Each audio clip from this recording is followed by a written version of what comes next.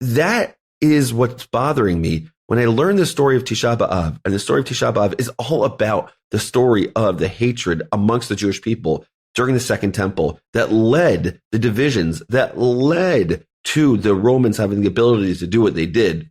And it's not even like a theological statement. It's a historical statement. And how do we possibly not learn from that history and see that it's the division amongst the Jewish people that leads to this moment? Hey everyone, welcome to Wondering Jews with Mijal and Noam. I'm Mijal. And I'm Noam, and this podcast is our way of trying to figure out the Jewish world. We don't have it all figured out, but we're going to try to figure out some big items together. We really love hearing from you, so please, we encourage you to email us at wonderingjews@jewishnunpacked.com or call us at 833-WON-JEWS. So, Mijal, just to get us started, before we go into a pretty intense episode, an intense episode that deserves to be intense because it's about the 9th of Av, which is the national day of mourning for the Jewish people. But before we do that, I want to know, what did your family eat to break your fast? And I want to know if it was at all similar to what we did. Noam, I'm just curious, are you a good faster? Terrible. What kind of faster? You're a terrible faster? Yeah. Why? How did you know to ask that question? I don't know, because you're thinking so much about the end of the fast. So how do you get through a fast? I get through a fast. It's hard. It's hard. But on Tisha B'Av and Yom Kippur, the way I get through the fast is I actually like Yom Kippur. And I'm not a good faster. My mother-in-law likes to make fun of me because she's like, "You're not a bad faster. You're just hungry." That's funny. Yeah. My secret is I just swallow caffeine pills, and Advil without water, but that's just me craving my coffee, my caffeine. So yeah, end of a fast day. So it ended really late. So I feel like I didn't want a massively heavy thing. My husband and I had like coconut water and toast and salad and some cookies and things like that. How's that? I almost fell asleep listening to that. Okay. No, how did you break your fasting? Well, I ate a lot. We had bagels, all different types of cream cheeses, tuna, egg salads, lox, pizzas, salad. And then for dessert, we had a very underrated babka. People don't talk about this babka enough. A babka is like this very European Jewish pastry. There's actually a great guy on TikTok who was talking about, he's like, "Oh, Jewish community, what's your deal? You've been holding out this babka thing for so long and not telling everyone about it. It's amazing." So we had a different babka, vanilla babka, and people like chocolate or cinnamon. I think vanilla is very underrated. That's my take. So we had that too. How is that compared to yours? Quite different, I'd say. I was happy with mine. I thought mine was great. Yeah, I feel like yours is much healthier than mine, and I should probably do. I don't need a bagel like after a fast. But so tell me, why is it that you? I mean, it sounds like a silly question, but why is it that Tisha B'Av is so? You said it's like your least favorite day. Yeah, it's like Yom Kippur is a happy day. It's a serious day. Let's remind everyone why we have. So these are the two. Okay. These are the only two fast days that are like kind of. They're 25 hours basically. Yeah. Yom Kippur and Tisha B'Av, but they have very different sources and very different meanings. So let's go through them. Just very quickly on one foot, Yom Kippur has biblical roots, and Yom Kippur is a fast day which we're commanded upon in the Bible, and it's all about forgiveness and repair. It's basically a day in which we get to atone for anything that we might have done wrong, and we are told that if we do Yom Kippur the right way, there's almost like an extra ability for us to be forgiven. So that's Yom Kippur. Tisha B'Av, totally different. It's a post-biblical holiday. It's not actually a holiday. It's a day in which we mourn national catastrophes that happen to the Jewish people. The rabbis in the Mishnah mention 5 things that they claim happen on Tisha B'Av. And basically, it's supposed to be almost like a day in which we remember all of the bad things that befell us, in which we have different rituals around it. We're mourning, we are remembering, we are introspecting, things like that. Okay, great. That's Tisha B'Av. It's a Mishnah in Ta'anit. Yeah. Which is one of the tractates, and it goes through 5 different things that I like the word that you use, that the rabbis claim it took place on this day, which is interesting verb choice on your part. But it was the 2 temples were destroyed. The first temple in like the 6th century BCE. the second temple in the 1st century CE. And then, but before that, it was the spies. It was decided, even biblically, that they were not going to be allowed into the land of Israel. And then what else? Beitar was destroyed, right? In 50 years after the second temple was destroyed, and then it was plowed over. Are those the 5 things? Well, no, I think Jerusalem was plowed over. But Jerusalem was plowed over. Okay, yeah. Yeah, right. And just Beitar was like the last stronghold, major stronghold of like the rebels under Bar Kokhba, trying to fight against the Romans to achieve Jewish sovereignty. And then the plowing of the city of Jerusalem was like a symbol of national humiliation. Not only did the Romans conquer Jerusalem, destroy the temple, and exile so many of its people, they also plow the city as a way of basically saying, like, this will never be your capital city again. We're going to erase every single memory you have from this day. So all of these are like, they're not just tragedies, they are national calamities that I would say describe the DNA of exile, of what it is about the Jewish story that we don't have a land, we don't have sovereignty, and we've experienced so much suffering, persecution. So Noam, there's a concept by a historian, Salo Whitmire Baron. He had an essay he wrote in 1928 in which he discussed something called the lacrimose conception of Jewish history. Lacrimose, to me, that word is easy because in Spanish, lágrimas is tears. So lacrimose is all about like sad tears. It's basically looking at Jewish history and looking at all the low points, all of the sufferings, the persecutions.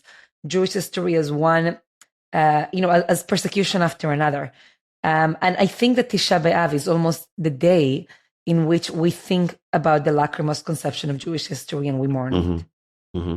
And that's why you like it? I've always really identified with Tisha B'Av, mostly because it felt to me like a day of intense solidarity with the Jewish people. Mm-hmm. There's an aspect of the day for me which is literally, we sit down on the floor. We sit down on the floor because it's a sign of mourning. Sign of mourning, yes. And we are reading Eicha, the Book of Lamentations, about the destruction of the first temple. We are reading Kinot, how do you say it in English? Like we're reading... Dirges. Yeah. Like about different things that happen in history. And for me, personally, a big part of it is just, it's almost like showing love to all the Jews in history that felt so hated by the world.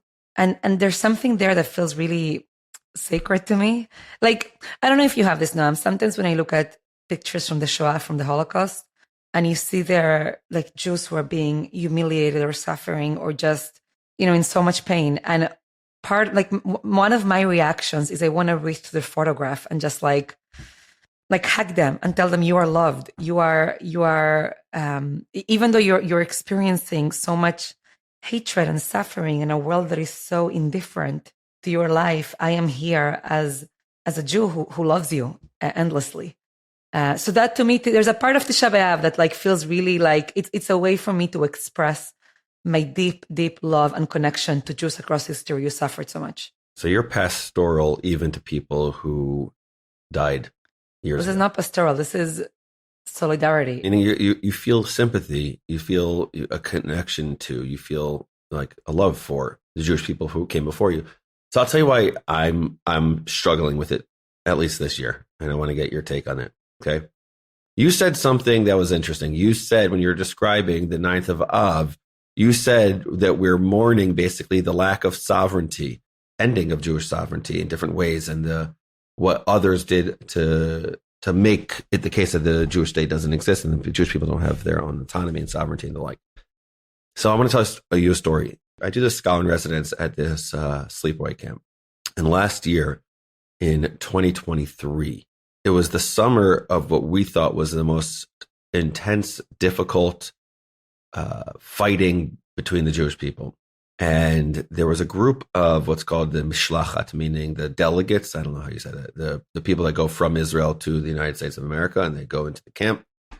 I'm having this conversation with the Israelis who came from Israel to go to the United States of America about the judicial reforms. Should it be more independent, less independent? Okay, there's a debate. But it wasn't just a debate. It was a debate that was causing massive division. Thousands upon thousands upon thousands of people protesting, thousands upon thousands upon thousands of people counter-protesting. And then Hassan Nasrallah, who is the leader of Hezbollah, gets up and he says, Israel is at its weakest that it's ever been. The Jewish people are so weak right now. So weak right now. And I heard Nasrallah say that, and I spoke to the Israelis about this, and I said to them, guys, I'm not as passionate one way or the other about the judicial reforms. I'm sorry. But do you see what's happening in Israel? Are you able to see that the enemies of Israel are utilizing this moment to say you are at your weakest, you're at your most vulnerable? And Mijal, you know what they said back to me? They said, you kidding me?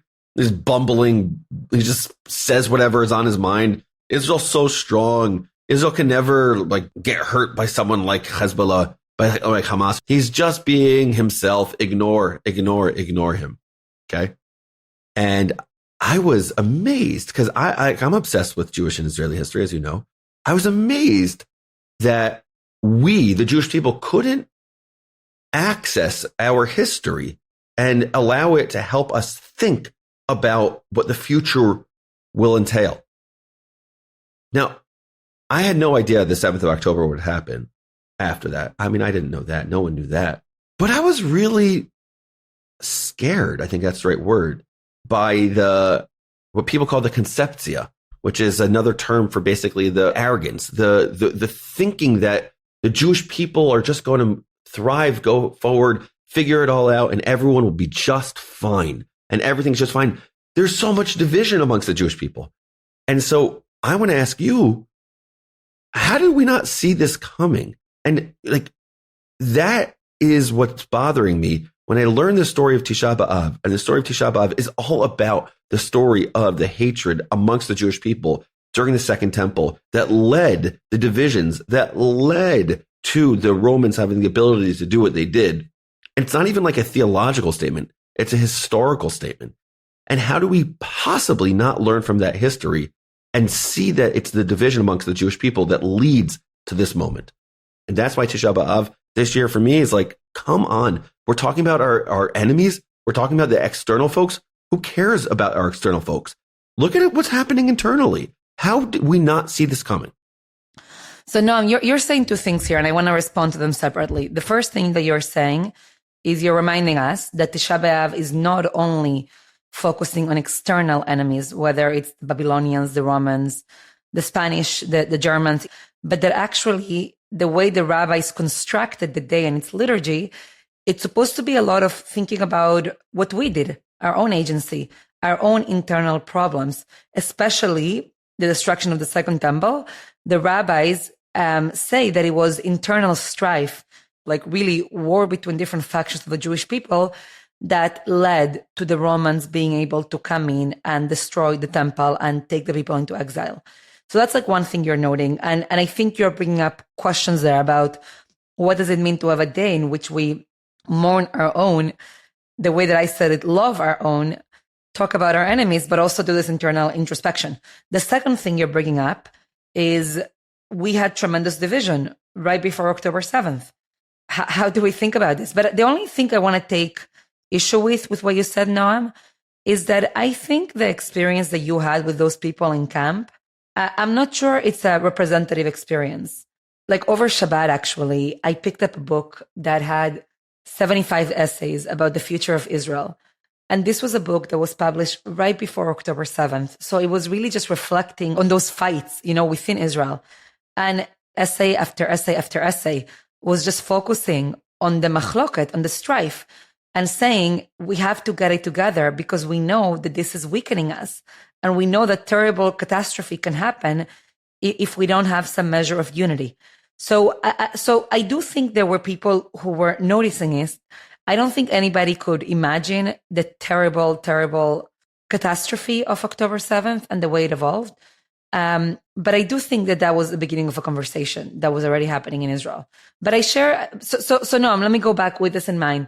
Is your question, what is your question? Is your question did we bring October 7th upon our, what is your question? The question is, what are we really mourning and commemorating? It feels like an exercise in futility, or it feels like a show of an artificial game when we know what the issue is and we have either a refusal to deal with the issue or a lack of skill set? Is that what it is? I don't want to talk about the calamities that other people brought upon ourselves. I want to talk about what we're doing internally.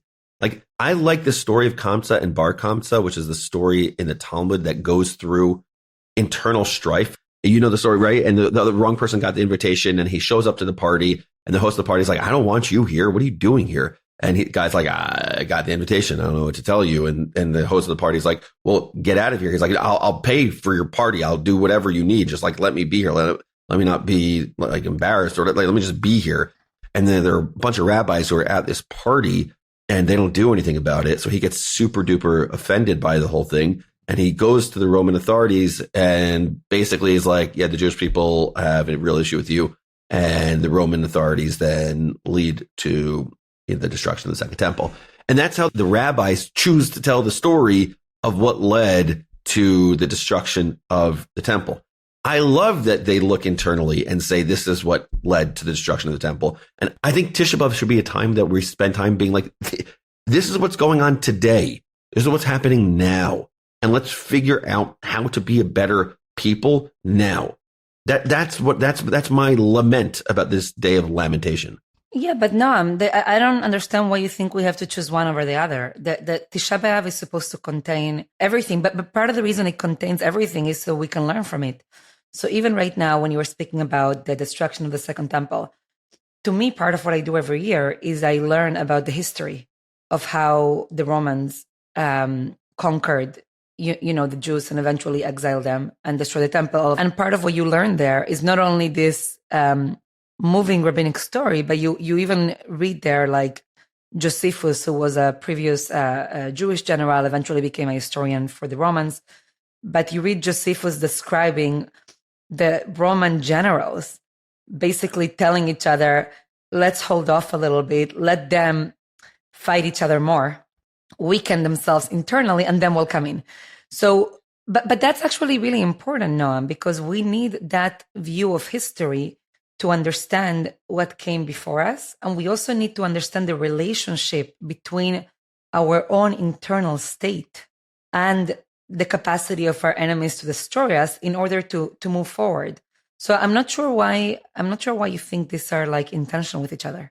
It's not that I think they're in tension with each other, Mijal. I'm saying this doesn't seem that, well, maybe it is complicated. You don't think it's complicated to figure out how to have a well-functioning Jewish society in which we have a certain amount of cohesiveness and unity so that we can take on the crazy amount of threats that are facing us?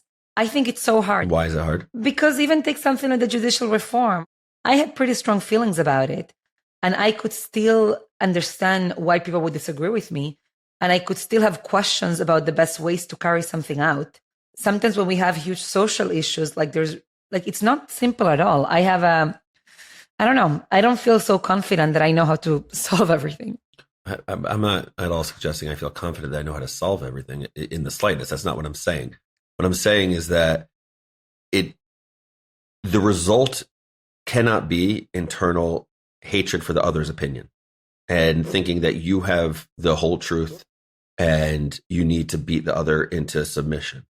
And I agree with you. But that's what I'm saying is not that complicated to figure out. What happens when the Jewish people go and start acting like they could just start behaving like any other nation? There are 15 million Jewish people in the world. There's one Jewish state. There's 7 million Jews in that Jewish state. There are 9 million people in that Jewish state called Israel. Like, you don't have the luxury with people in the north, people in the south, people in the east who want to, and the west is the Mediterranean Sea. Like, you don't have that luxury. And it's like, wait, can we work on, you and I disagree strongly on an issue.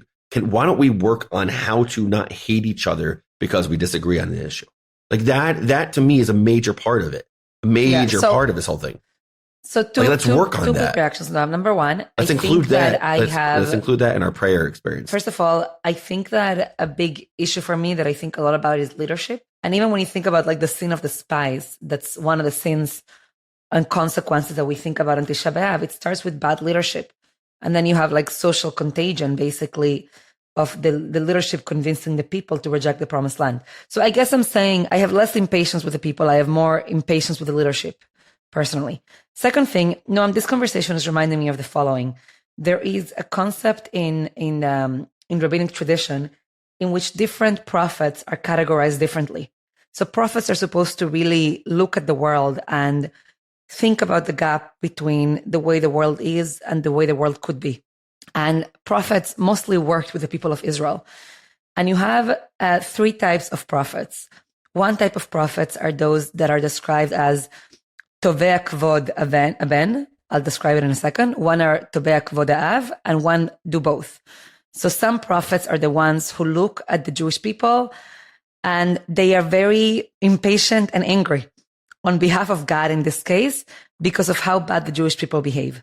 So it's almost like looking at Jewish history and saying, come on, guys, like we should really get this together. Why aren't we behaving the way that God wants us to behave? Then there's a different kind of prophet, which looks at the Jewish people and looks at what's happening to them. And this prophet turns to God and says, hey, God, these are your children. What have you done? Like, what's happening to them? And then you have the very unusual prophet who does both, who's able to say, hey, Jewish people, you should do better. And hey, God, please look at your children. What is going on here right now? And I'm hearing in your words an impulse of looking at the Jewish people saying, come on, guys. I know for me, Tisha B'Av, I struggle with that because I am much more inclined emotionally to be like, hey, God, look at your people. And I think Tisha B'Av asks us to do both. I don't know if this resonates at all, Noam, what I'm saying right now. Yeah, it does. It does resonate. I'm at a point that I feel terribly for our people, kind of like what you're describing, really over this past year and beyond. And also, I don't. You called it impatience. I'm going to call it internal frustration with what I'm seeing amongst the people. I mean, the purpose of learning history is in order to learn from the history, in order to ensure that what we did in the past that was bad, don't repeat that, and what was good, repeat that.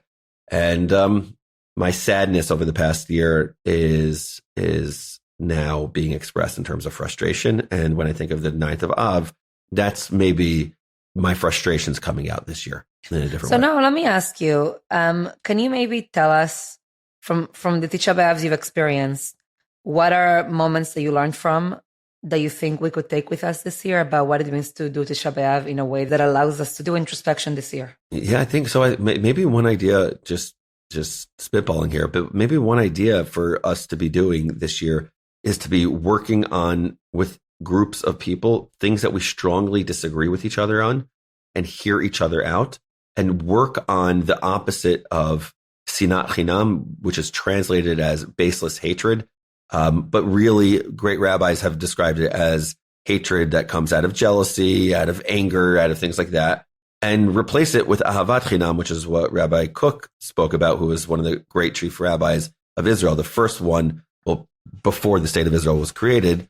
He died in 1935, but he would speak about baseless love. Tisha B'Av should be a day in which we create experiences that could garner baseless love and create experiences that could help people who have strong disagreements with each other work on those strong disagreements with each other. That to me would be a day that I'd be like, okay, this is a great new utilization of Tisha B'Av. I think since October 7th, I have felt the push and pull to both extend our hands, but also the obligation to almost say there's going to be boundaries and people that we're not able to work with in this we of ours. Mm-hmm. I'm just saying, even as I agree with you about the need to collaborate and work and all of that, and but I also think that there's some elements that are so destructive or so dangerous that to me end up being. Is that something to think about, or you think we are so far away from even doing this work that we shouldn't even think about those questions yet? Well, yeah, there are definitely the fringes that don't need to be part of the conversation. I'm with you on that. But I think there should be a broad tent, as broad of a tent as possible, with people who have, broadly speaking, some of the same principles or the same goals in mind. You know, I didn't say any political position there. I didn't say, do you support Kamala Harris? Do you support Donald Trump? I didn't talk about that at all in there. You could be a Trump supporter. You could be a Kamala Harris supporter. I don't care. You could be pro-Bibi, anti-Bibi. I don't care. But I want to know that people can talk these things through without hating each other. By the way, I hear myself right now, and I hear that I'm coming off in a sanctimonious way, as though like I'm good at this. I'm not saying I'm good at this, but I'm saying this is the work that needs to be done. And I'm saying that we need to spend a heck of a lot more time figuring this stuff out together. Because my blood starts rushing to my heart. I feel it. Like my blood pressure goes up when people say things that are antagonistic towards the way I view whatever the topic is. And I'm like, come on, slow down, bro. Like slow your roll. And we're so quick to that. I don't know. That's the way I view that. But Mijal, I was listening to myself, wondering throughout. In some ways, I feel like I've been unfair and unkind to the Jewish people and given God too much of a pass. And sometimes there's a danger to the theological concept of blaming ourselves for traumas that unfold. What do you think of that? Tisha B'Av has always felt to me like a moment of loving my people and being really like all of my theological questions. The pain point of them is Tisha B'Av, because my biggest struggles as a person of faith have to do with, I'll say it like almost simplistically, the tension that I feel between my love for the Jewish people and between what I see sometimes as the way that our faith throughout Jewish history, a faith that I believe is in some ways guided by God. I would say like this, Noam, the rabbis wrote at a time in which the entire world believed in quote unquote victim blaming, that part of what happens to you reflects your actions. So they had a totally different sensibility. Having said that, I do believe that we can double down hard on both love for our people and also introspection. I don't think that we have to choose one over the other. And we can do introspection without victim blaming. Again, I want to recommend, just for Tisha B'Av, I really just recommend studying as much as possible the days before the destruction of the Second Temple. I'm trying to figure out if there's any particular book I can recommend. There is one amazing film. In Hebrew, it's called Agadot HaChurban. We'll see later if it's in English. We can put it in the show notes. Legends of the destruction. Yeah, and it's just like a very, very powerful invitation to understand. It's not baseless hatred, like people weren't like nice to each other, you know. It's like the kind of the reality in those days of the Second Temple were as such that there were literally people murdering other factions as the Romans were outside the walls of Jerusalem, or like lighting on fire, stocks of food to force the people to fight in a more desperate way. And Mijal, there are people right now that I've spoken to in Israel that believe that those were the real heroes of the Second Temple period, meaning what's called the Zealots or the Sicarii. Very few people think that way. Very few people. But I met with people that did. And I'm telling you, I was surprised. I was like, I thought those were the evil people, the enemies. Like, what? No, that's just the way the rabbis tell the story. They were the heroes. I get that. I get you. Part of what I say is that we need to build broad coalitions that can stand up to this way of thinking. But it's really hard. But I want to say the following. I do think that Tisha B'Av, I think that there has to be a mixture of critical thinking and constructive thinking, and also just plain mourning. Mm-hmm. I actually believe it's really, really important to allow ourselves to sit on the floor and cry and to sing the new Kinod dirges that we have from October 7th. And to there is an act of just sitting down and crying that is so important. For me, by the way, Noam, I learned this from my Saba, my mother's father of blessed memory, Saba David. And I had the privilege of seeing him one Tisha B'Av that I spent near his home in Israel. I just remember walking into his living room and seeing him sitting on the floor. He was an older man at that point already. He was reading just lamentations about Jews from different parts of Jewish history. There was no audience there. He wasn't performing for anybody. And there were tears and tears streaming down his face, and just so much absolute love and pain for our people. And I think we need to hold both, especially this year.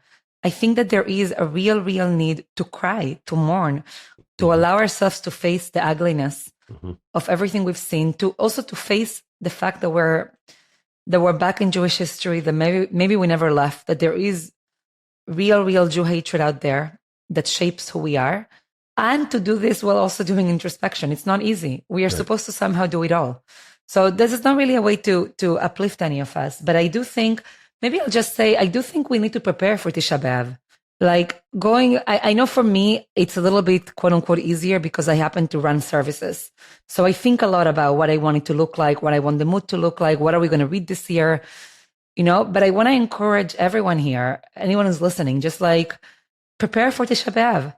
Figure out how do we connect to both the mourning and the introspection of the day. Amazing. All right. I'm on it. Thanks so much, Mijal. Okay. All right, now we'll speak soon. Speak soon. Bye. Bye. Wandering Jews is a production of Unpacked, a division of OpenDor Media. Subscribe to Wandering Jews wherever you're listening to this pod, and follow Unpacked at all the social media places. Just look for @JewishUnpacked. And most of all, be in touch. Write to us at wonderingjews@jewishunpacked.com. This episode was hosted by Michal Biton and Noam Weissman. Audio was edited by Rob Pera, and were produced by Rivki Stern.